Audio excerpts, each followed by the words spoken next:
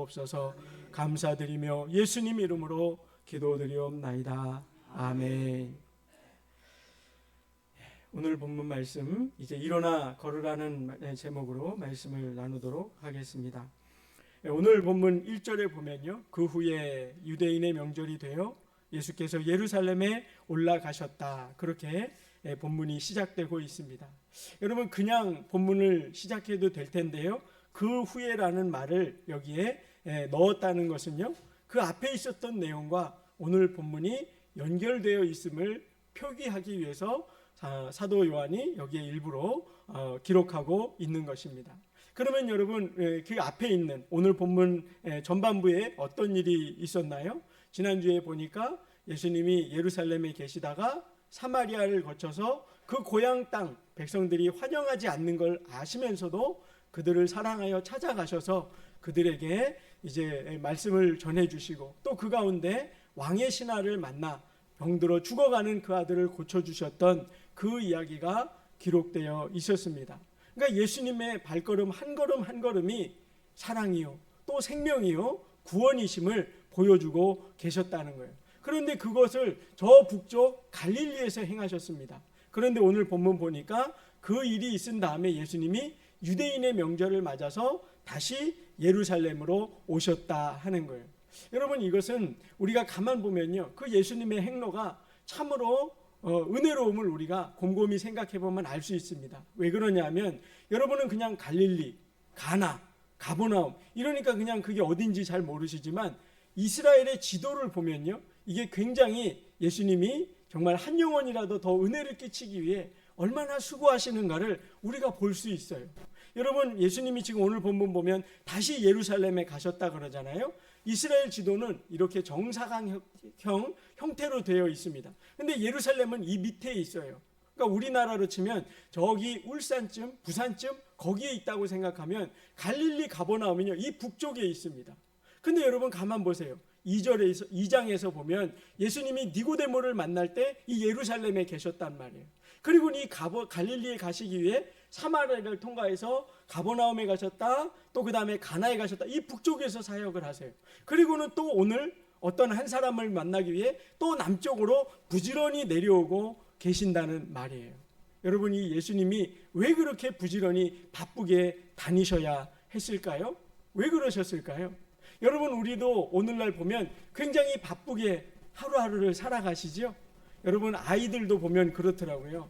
초등학교 이런 아이들 보면요, 굉장히 요즘에 보면 어때요? 바쁘죠? 왜 바빠요? 나중에 대학, 좋은 대학 가려고 열심히 학원 다니고 뭐 여기저기 다니냐고 바빠요. 그러면 중고등학교 되면 안 바쁜가요? 또 바빠요. 그죠? 청년, 그래서 대학 그렇게 가길 원해서 대학을 갔어요? 그럼 대학 가면 이제 좀 한시름 놓고 안 바쁜가요? 그렇지 않더라고요. 저희 아이들도 보면요, 대학교 4학년이니까 졸업을 앞두고 있는데 졸업할 때쯤 되면 이제 수업도 덜 듣잖아요. 그러면 좀 여유로운가 했는데요, 바빠요. 기숙사 생활하는데요, 어제도 밤 12시가 다 돼서 집에 왔습니다. 그러면 졸업하면 또 이제 안 바쁜가요? 취업해야 되죠, 결혼해야 되죠, 아이 낳아야 되죠. 그렇게 늘 바빠요. 근데 여러분, 여기 한 가지 생각해 볼 점이 있습니다. 우리는 왜 바쁜가요? 무엇을 위해서 바쁜가요? 왜 그렇게 땀 흘려 일하고 있고 부지런히 살아가고 있나요? 우리의 삶을 위해 그렇게 수고하고 있지요. 그런데 여러분, 그 수고의 열매를 우리가 다 거두게 되더냐는 말이에요. 근데 여러분, 오늘 본문에 보면 예수님도 어떠셨어요? 바쁘셨어요.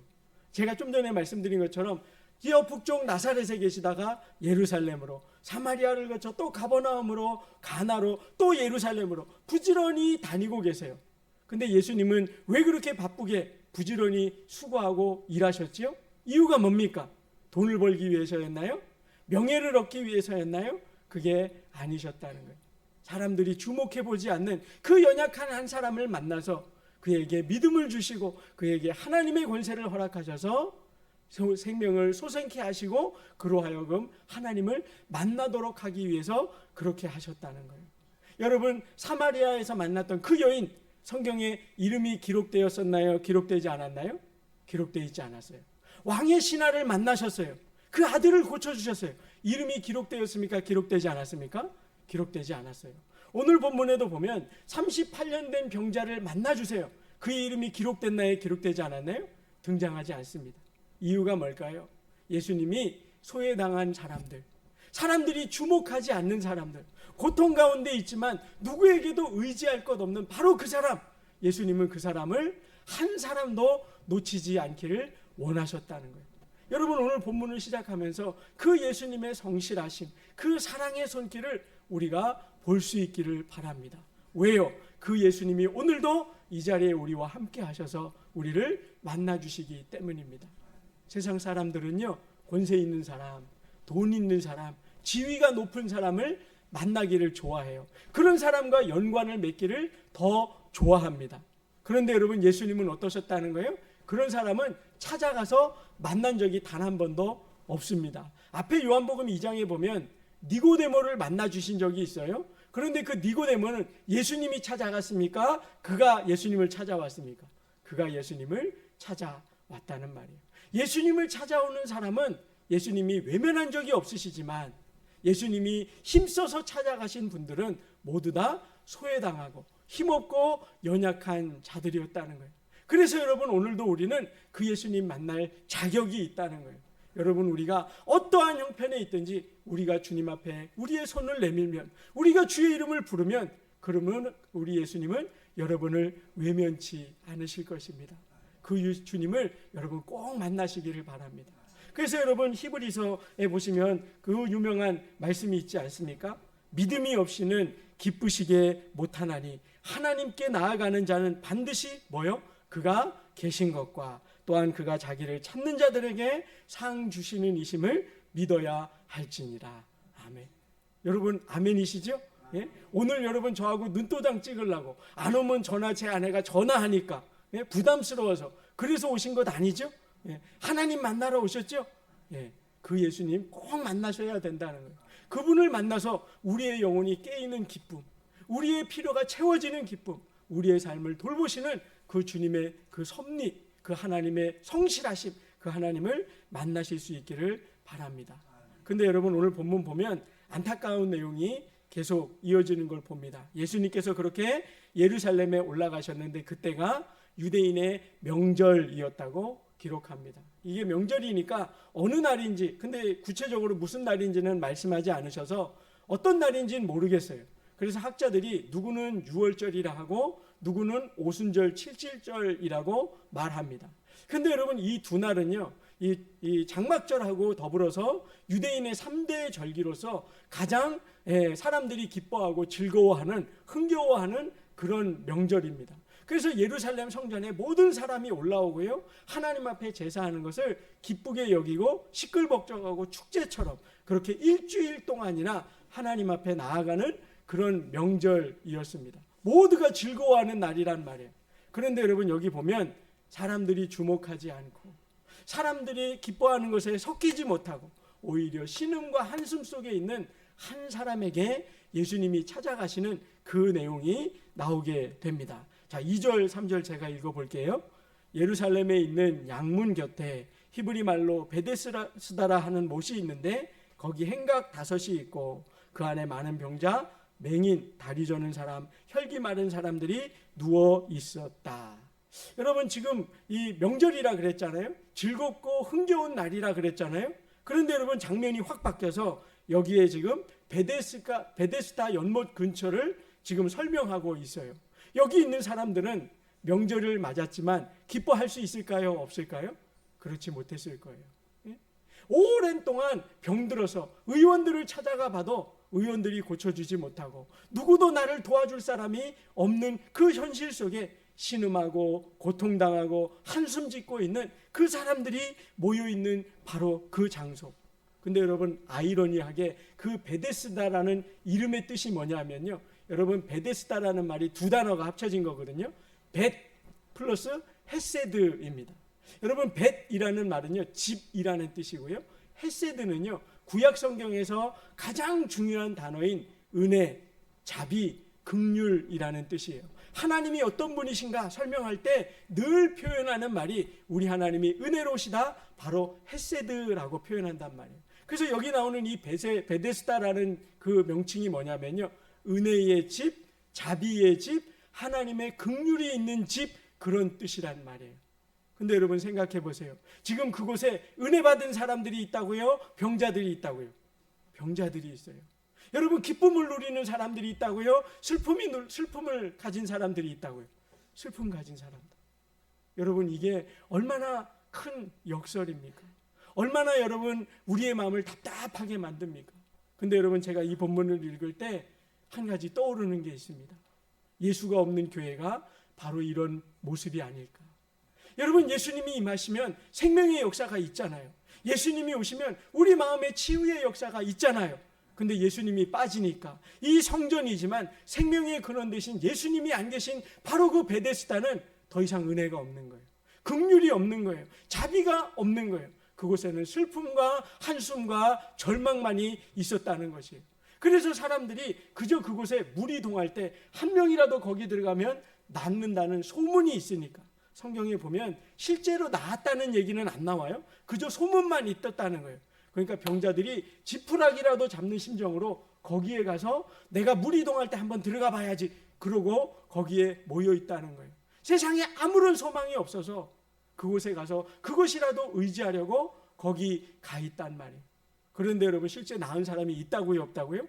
없단 말이에요. 그리고 혹이라도 물이 동할 때 가려 하는데 오늘 본문에 나오는 38년 된 병자는 뭐라 하는지 한번 보십시오. 여러분 예수님이 네가 낫고자 하느냐? 그런데 7절에 보면 이 병자가 이렇게 얘기합니다. 물이 움직일 때에 나를 못에 넣어주는 사람이 없어 내가 가는 동안에 다른 사람이 먼저 내려가나이다. 여러분 예수님이 네가 낫기를 원하느냐? 이렇게 말씀하시면 보통은 여러분 우리가 뭐라고 대답을 해야 되죠? 만일 여러분이 어떤 병이 있으신데 예수님 당신 낫기를 원합니까? 그럼 여러분 어떻게 대답하실래요? 그 말 끝나게 되면 예수님이 병이 낫고자 그럼 네 이래야 되는 거 아니에요? 예수님 고쳐주세요 이래야 되는 거 아니냐고요. 예수님 말씀 떨어지기가 무섭게 그래야죠. 근데 이 환자는 그렇게 말 안 했어요. 뭐라 그랬다고요? 물이 동할 때 나를 못에 넣어주는 사람이 없어서 나보다 다른 사람이 먼저 들어갑니다. 영어 번역 성경을 보면요 이렇게 돼 있습니다. I have not a man 이렇게 돼 있어요. 여러분 뭐라고 이 사람이 말했냐면 언어를 더 직역하면 이렇게 돼 있어요. 나한테 한 사람도 없다는 거예요.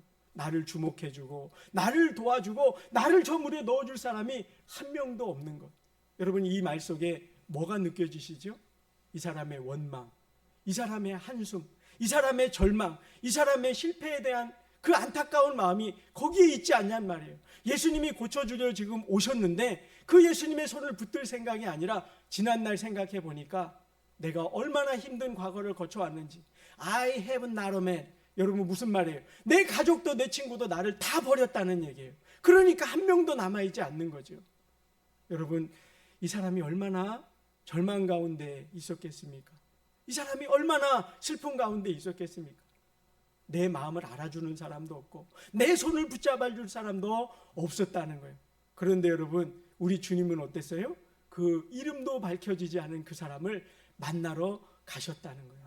그 영혼을 치유하기 위해 그 영혼에게 은혜 베풀기 위해 하나님의 자비와 긍휼 그 베데스다의 은혜를 베풀기 위해 찾아가셨다는 거예요. 여러분 이 본문을 읽으며 우리가 은혜를 받고 우리의 영혼이 흔들리고 정말 소름 끼치는 것 같은 은혜가 바로 이 본문의 이 구절에서 여러분 만날 수 있어야 하는 것입니다. 예수님이 없으면 절망과 한숨뿐이란 말이에요. 그런데 예수님을 만나자마자 이 사람이 나음을 얻는단 말이에요. 어제도 여러분 전도하다가 제가 지금 매주마다 전도하면서 이렇게 재밌는 분들을 한 분씩 만나요. 첫째 주에는 이제 어떤 분이 전도지를 정성스럽게 받아가고 유심히 보셔서 그분에게 복음을 좀 더 전해야지 그랬더니 그분이 저도 목사입니다. 네, 그랬다 그랬죠. 네? 그리고 또 지난주에는 또 어떤 분이 전도지를 잘 받으세요. 그러더니 전도지 한번 저 얼굴 한번 전도지 한번 저 한번 도대체 왜 쳐다보는지 예. 그러면서 이제 제 이름을 한번 보고는 네 그러고 가셨다고. 근데 어제는 또 안타까운 분 한 분을 만났습니다.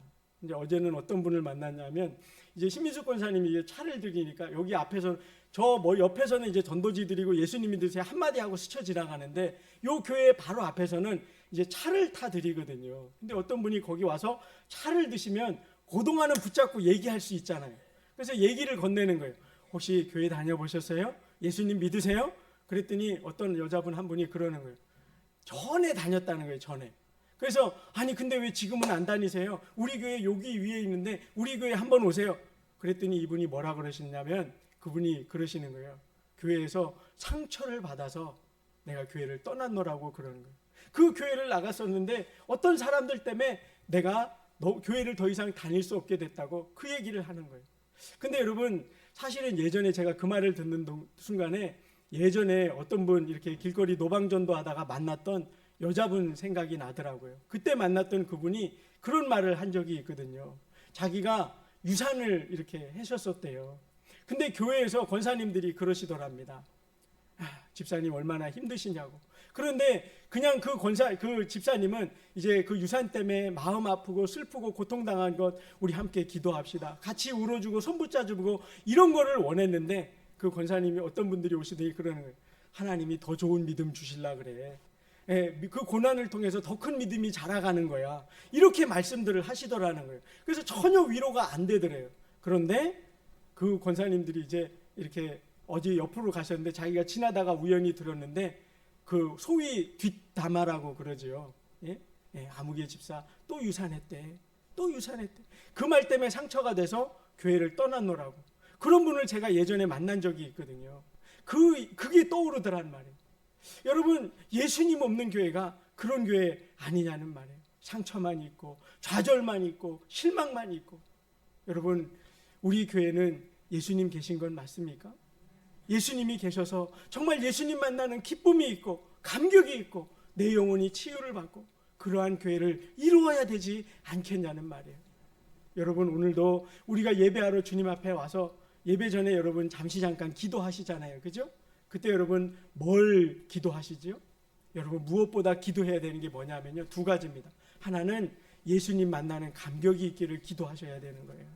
예수님이 없으면 여기 와서 여러분 우리 교회가 점심 식사 아주 소문난 교회잖아요. 그죠? 제가 노예 가거나 어디 가면요. 우리 교회 자랑할 때 여러 가지 자랑하는데 우리 교회 예배가 얼마나 잘 드리는지 모른다고 예배 후에 또 밥은 얼마나 맛있는지 모른다고 제가 늘 자랑하거든요. 우리 교회 와서 밥 한번 드셔보시라고.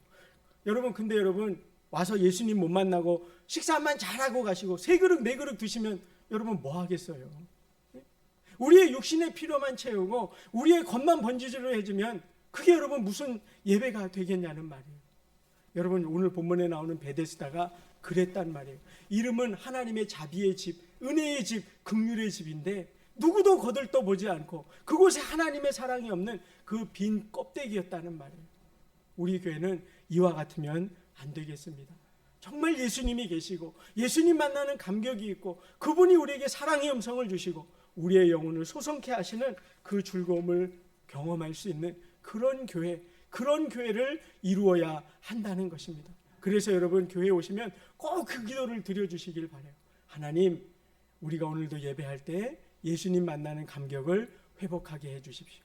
두 번째는 여러분 성령 충만을 기도해야 하는 거예요.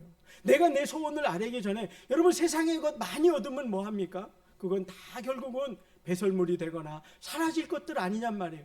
우리가 진정 우리의 마음의 평안을 회복하고 삶을 이겨갈 능력을 얻기 위해선 성령 충만함을 구해야 한다는 거예요. 이 두 가지가 우리 기도 제목이 되어야 하는 것입니다. 그럴 때 우리 주님을 만날 수 있는 거예요. 오늘 본문에 보면 아까 그 병자가 그랬다 그랬죠. 주여 나를 물에 넣어주는 사람이 없습니다. 모든 사람이 나를 버렸다는 것을 여기에 내포하고 있는 것입니다. 나를 알아주는 사람, 나를 주목해주는 사람, 내 등을 두드려주고 내 손을 잡아 일으켜주는 사람 아무도 없었다는 거예요. 그러나 그런 연약한 사람도요 우리 주님은 소중히 여기셨다는 거예요. 그래서 여러분 6절부터 보시면 이렇게 있어요. 예수께서 그 누운 것을 보셨다. 병이 벌써 오래된 줄 아셨다. 여러분 그 6절 전에는요 예수님이 이 사람하고 나눈 대화가 단 한마디도 없어요. 그런데 예수님은 그 병자를 보시자마자 그의 절망이, 그의 슬픔이, 그의 아픔이 얼마나 크신 줄 아셨다고 말하고 있는 거예요. 이건 뭘 말하죠? 우리 영혼에 무엇이 필요한지를 예수님은 정확하게 아신다는 의미입니다. 우리에게 있는 죄의 문제, 우리가 삶을 살아가면서 당하는 모든 어려움의 문제를 예수님이 열쇠를 가지고 계시고 그걸 해결해 주실 수 있는 권세가 있음을 말씀하고 계시는 거예요. 여러분, 그래서 예수님이 뭐라 그러셨죠? 일어나 내 자리를 들고 걸어가라 말씀하시고 그대로 이루어지는 것을 보게 됩니다. 근데 여러분, 놀라운 게 뭐냐 하면 우리말에는 여기 보면 일어나, 그러니까 이렇게 앉아있거나 누워있던 사람이 그냥 이렇게 일어나는 것 같잖아요. 그죠? 근데 이게 원어로 보면요, 에게이로라고 되어 있는데, 이게 여러분 예수님의 부활을 설명할 때, 예수님이 부활하셨다고 말할 때 바로 그 단어입니다. 여러분, 놀랍지 않습니까? 이 사람은 지금 육신의 질병 때문에 누워 있어요. 근데 예수님은 이 사람에게 일어나라고 하는데, 그 일어남의 권세가 뭐와 같다고요? 부활하는 것과 같다는 거예요. 이제 새 생명이 시작되었고요, 새 삶이 시작됐다는 거예요. 그냥 병만 고침받는 게 아니라 이 사람에게 새로운 인생, 하나님이 주시는 은혜의 삶을 살도록 새 출발을 하게 도와주신다는 거예요. 여러분, 예수님을 만나면 이런 기적이 있는 거예요. 예수님 만나면 이런 놀라운 축복을 받게 된다는 거예요. 그러니 여러분, 교회 올 때 우리가 뭘 구해야 된다고요? 오늘 꼭 예수님 만나도록 기도해야 한다는 거예요. 그래서 예수님이 그를 잡아 일으키시니 그 사람이 어떻게 됐죠? 곧 일어나 그 자리를 들고 걸어가게 됐다고 말하고 있는 겁니다. 그러면 여러분, 여기서 다시 한번 예수님이 그 사람에게 내가 낫고자 하느냐라는 그 말씀의 의미를 한 번 더 생각해 볼 필요가 있습니다. 앞에서는 만일 예수님이 그냥 그 사람에게 육신적 필요, 예수님을 주목해 보도록 그 사람에게 질문을 던지신 것이라고 말한다면, 그 조금 더 깊은 의미는 뭐가 있냐면 이 사람에게 새 생명을 주시기 위해 믿음을 불러 일으키신 질문이었다는 거예요.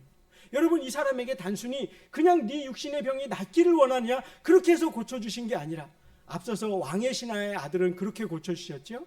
그런데 예수님이 일어나다라는 이 말이 부활임을 우리가 깨닫고 보게 된다면, 이 사람에게 낫고자 하느냐 이 말은 뭐예요? 단순히 육신의 병이 낫는 게 아니라 네가 하나님의 은혜 안에 새 삶을 살기를 원하느냐, 이 질문을 하고 계시는 것이란 말이에요. 그래서 여러분, 뒤에 가보면 예수님이 이 사람에게 성전에서 다시 만나세요. 14절 한번 봐보세요. 14절 이렇게 되어 있습니다. 그 후에 예수께서 성전에서 그 사람을 만나 이르시되, 보라, 내가 나았으니 더 심한 것이 생기지 않게 다시는 죄를 범하지 말라. 이 사람에게 이상한 말씀을 하고 계시는 거예요. 네가 이전처럼 다시 더 심한 병에 걸리지 않도록 뭐를 하지 말라고요? 죄를 범하지 말라는 거예요. 우리가 인생에서 만나는 모든 고통과 한숨과 절망의 원인이 죄로부터 시작됐다는 거예요. 아담이 그 선악과를 따먹고 인류가 지금까지 지내오며 범한 그 모든 죄악들이 우리가 사망의 권세 아래, 육신의 질병 아래 세상을 살아가면서 당하는 모든 슬픔과 어려운 문제들이 다 원래는 없었던 것인데 죄의 문제로부터 시작됐다는 거예요. 그래서 예수님이 이 사람을 일으켜 세우시고는 육신의 병만 고쳐주신 게 아니라 부활을 얻은 새 생명으로서 살기를 원한다면 뭘 멀리 해야 된다고요? 죄를 멀리 해야 된다는 거예요. 여러분, 이게 우리 삶에 오늘 본문에서 주시는 두 번째 교훈입니다. 예수님을 만났다면, 그래서 이제는 자유하는 삶, 행복한 삶, 기쁨이 넘치는 삶 살기를 원하시면 한 번의 예배로 맞추는 것이 아니라 어떤 삶을 살아야 돼요? 죄를 멀리하는 삶 살아야 된다는 거예요. 주님과 동행하는 삶, 하나님이 기뻐하시는 그 삶을 우리가 살아갈 때 하나님이 우리를 붙드시고 은혜 가운데 하나님의 복을 누리게 하신다고 말씀하고 계시는 겁니다. 그래서 예수님이 뭐라 그러셨다고요? 내가 나았으니 더 심한 병이 생기지 않도록 다시는 죄를 범하지 말라. 여러분, 요한복음 8장에 보면 그 가늠하다 잡혀온 여인이 있었잖아요. 그죠? 그 여인에게 사람들이 돌로 치려 할 때 예수님이 너희 중에 죄 없는 자가 먼저 돌로 쳐라, 그렇게 말씀하시고는 나중에 다 모든 사람이 돌을 버리고 떠나가자 그 여인에게도 예수님이 뭐라고 말씀하셨죠? 8장 11절에 보면 그 여인에게도 똑같은 말씀하십니다. 가서 다시는 죄를 범치 말라. 하나님은 여러분, 우리가 정말 잘 되기를 원하세요. 우리가 진정 성공하고 행복하고 즐거움을 누리는 삶 살기를 원하신단 말이에요. 그래서 그 비결을 가르쳐주고 계시는 거예요. 그런데 우리는 어리석게도 내 생각이 하나님 생각보다 더 뛰어난 줄 알아서 죄를 멀리하라고, 세상을 따르지 말라고 말씀해 주시지만 때로는 그래도 내 생각이 옳겠지 그러면서 세상의 길로 가는 것이 우리의 연약함이란 말이에요. 여러분, 자녀를 키우다 보면 그렇지 않습니까? 우리가 자녀를 양육하다 보면 애들이 부모가 한 번, 두 번 말하면 다 따라와요? 그렇지 않잖아요. 때로는 부모가 말 분명히 여러 번 말했지만 제 길로 가고 잘못된 길로 가고 그게 자기 보기에 더 좋아 보이니까 그 길로 가다가 결국에는 실패를 맛보고서야 다시 돌아오는, 그게 우리의 인생이죠. 그걸 아시기에 주님이 우리에게 깨우쳐주고 계시는 것입니다. 얘들아, 나는 너의 마음의 병, 육신의 병, 인생의 문제, 그것만 해결해 주는 게 아니라 이제는 다시는 그 문제에 허덕이지 않도록 새 삶을 살기를 원한다고 말씀하시는 거예요. 그래서 여러분, 우리가 잘 아는 마태복음 11장 28절 이하에 주님이 이렇게 말씀하셨잖아요. 수고하고 무거운 짐진 자들아 다 내게로 오라. 내가 너희를 어떻게 해요? 쉬게 하리라. 근데 여러분, 거기에서 말씀이 끝나지 않고 또 그 뒤에 말씀이 이어지죠. 어떻게 하죠? 나는 마음이 온유하고 겸손하니 너희가 어떻게 해요? 내게 배우라 라고 말씀하고 계세요. 여러분, 사람은 다시 그 못된 자리로, 실패의 자리로 돌아가려는 죄의 속성이 있기 때문입니다. 여러분, 저도 주님의 말씀을 빌어 여러분께 권면드립니다. 예수님을 꼭 만나는 삶 사시기를 바랍니다. 그래서 은혜를 받거든 다시 그 연약함의 자리로 돌아가지 않도록 하나님의 말씀을 즐겨 배우십시오. 죄의 자리로 가지 말고 하나님이 주신 이 생명의 길, 이게 우리를 살리는 길인 줄 알아 그 길로 가시기를 바랍니다.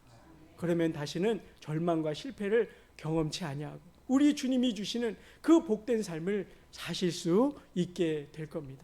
여러분, 그것을 오늘 우리 주님께서 이 38년 된 병자를 고쳐주시며 깨우쳐 주고 계신 것입니다. 그러한 삶이 저와 여러분의 삶이 다 되시기를 주의 이름으로 축원드립니다. 기도하겠습니다. 아버지 하나님, 이름도 기록되지 않은 그 38년 된 그 병자, 누구도 거들떠 보지 않고 가족까지도 버려졌던 그러한 병자였지만 사람들이 축제하고 명절을 즐기느라 정신없는 그때에 우리 주님은 그 사람을 불쌍히 여기셨고 그를 찾아가 일으켜 세워주신 그 자비와 사랑의 하나님이심을 보며 감사를 드립니다. 하나님, 오늘 우리에게도 그 주님이 필요함을 고백합니다.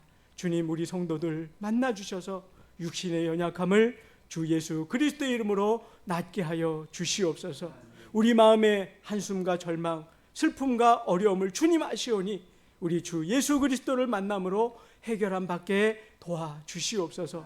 세상이 알아주지 아니하고 나에게 도움을 줄 수 없으나 수고하고 무거운 짐진 자 다 내게로 오라 하신 그 자비와 사랑의 하나님께 왔사오니 주여 우리를 붙드시고 하나님 만난 감격과 은혜를 회복하는 이 주일 되게 해 주시옵소서.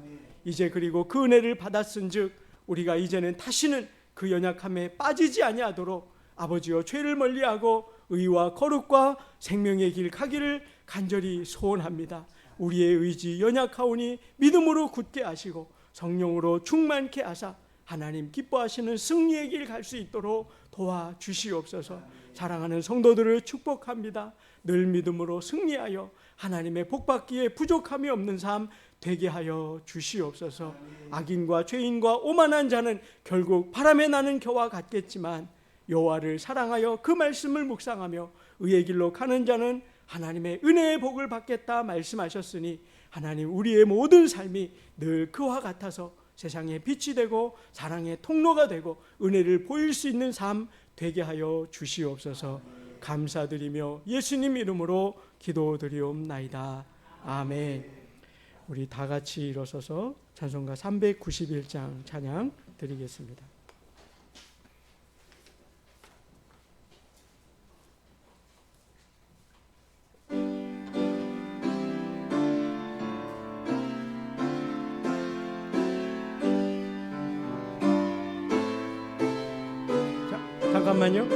잠깐만 391장인데 391장 약간 빠르게 반주해 주세요.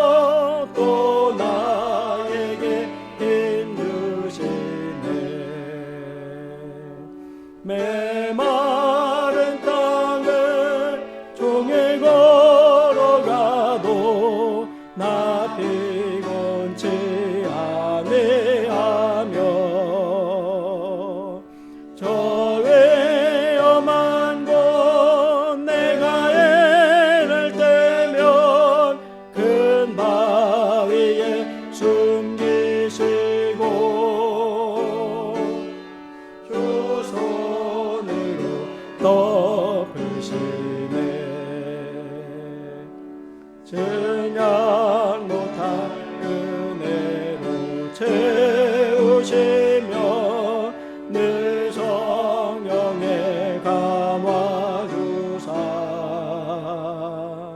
큰 기쁨 중 주님을 찬양토록 내 영 이름을 도우시네.